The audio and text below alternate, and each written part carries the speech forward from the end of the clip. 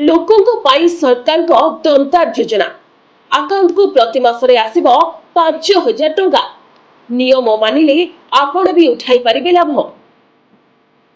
गरीब लोकों हित साधन पाई सरकार विभिन्न प्रकार योजना चलाते।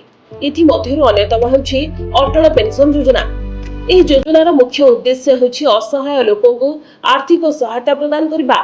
एही योजना देशर केंद्र सरकार द्वारा परिचालित। अटल पेंशन योजना अधीन हिताधिकारी को प्रति मासरे 5,000 टंका पर्यंत मिलता है। एही टंका आपनको 60 वर्ष बयस हेबा परे प्रदान करा जाय, जहा द्वारा आपण आपणकर अवसर जीवन को कौनसी असुविधा बिना बिताई पारिबे।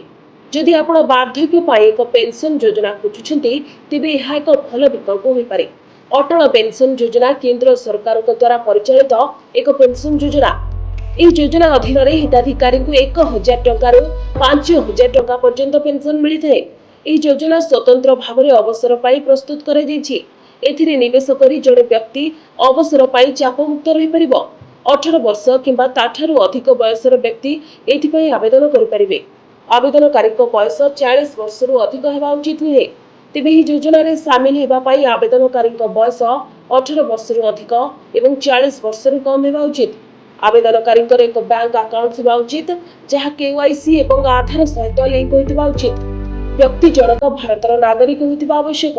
जदि आपण अटल पेंशन योजना रे प्रति मासरे 210 टंका भी निवेश करते तेबे आपण पेंशन भाव में 1,000 टंका 5,000 टंका पर्यंत पाई परिबे। जदि आपण अटल पेंशन योजना पाई आवेदन करबा को चाहछन्ती प्रथमे आपनको निकटस्थ बैंक शाखा को जिबाकू पड़िबो। आपनको योजना रे आवेदन करबा पाई बैंक अधिकारी ठारू फॉर्म पाई आवेदन करबाकू पड़िबो। फॉर्म में आवश्यक सूचना पूर्ण करंतु एवं डॉक्यूमेंट दाखल करंतु।